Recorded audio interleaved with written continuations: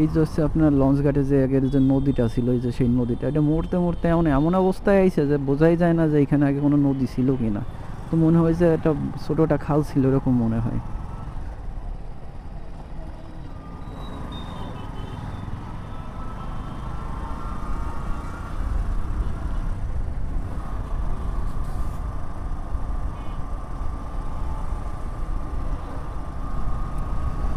সামনেটা সিএনজি যাচ্ছে, সামনের রাস্তাটা ঠিক করছে কিনা জানি না। কিছুদিন আগে এই জায়গায় আপনার রাস্তা খারাপ ছিল, এখন কি করছে।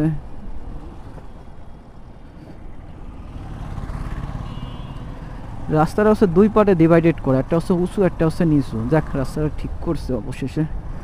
এখানে রাস্তাটা কিন্তু ওই পর্যন্ত রাস্তাটা খারাপ ছিল, সামনে যে পর্যন্ত আছে ওইটা খারাপ ছিল, তারপর আবার রাস্তা ঠিক ছিল।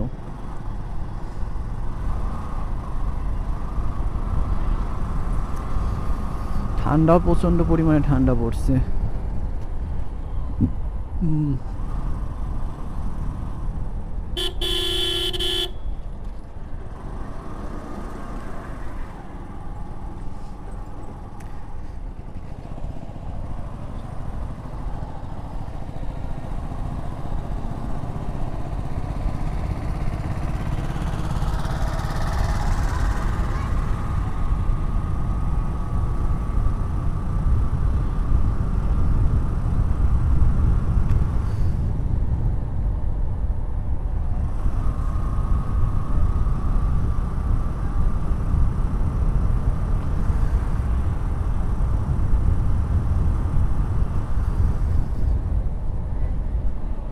ভাই প্রচণ্ড পরিমাণে ঠান্ডা পড়ছে, যা মানে গাড়ি না চালালে কিন্তু বোঝা যায় না। আর গেঞ্জিও মানে জ্যাকেটও পরানো, শুধুমাত্র একটা গেঞ্জি গায়ে দেওয়া ছিলাম, যার কারণে বেশি মাত্রায় বোঝা যাচ্ছে।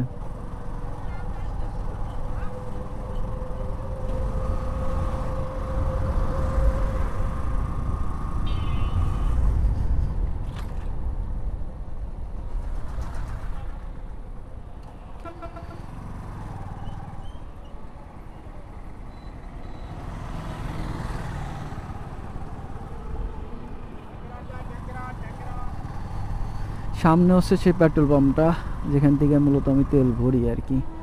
সো আজকে ক্যামেরা অফ করবো না, দেখি কীরকম কি তেল পাওয়া যায়।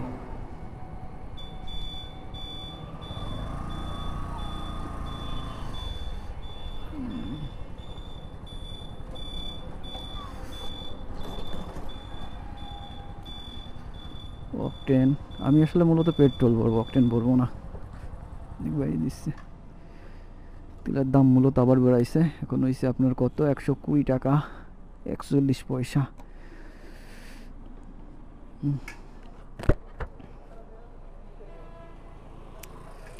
তো 200 টাকা দিয়েন,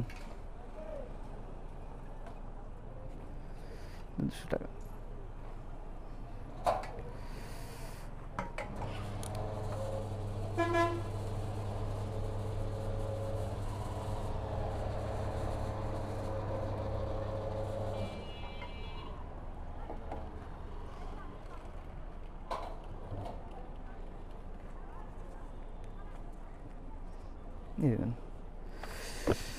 সো এখান থেকে তেলগুলো ফাইনালি হয়ে গেছে।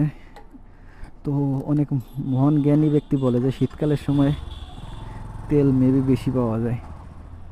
কতদূর কি সত্যি আমি জানি না, আমার হিসেবে মনে হয় সমান সমানই আসে, বেশি কম কি আর আসবে, সেটা আর কি ব্যাপার আর কি। তো এটা হচ্ছে যে সামনে হচ্ছে কুয়াডাঙ্গা, না সরি, এটা হচ্ছে কুয়াডাঙ্গা, সামনে হচ্ছে পুলিশ লাইন। ওইখান থেকে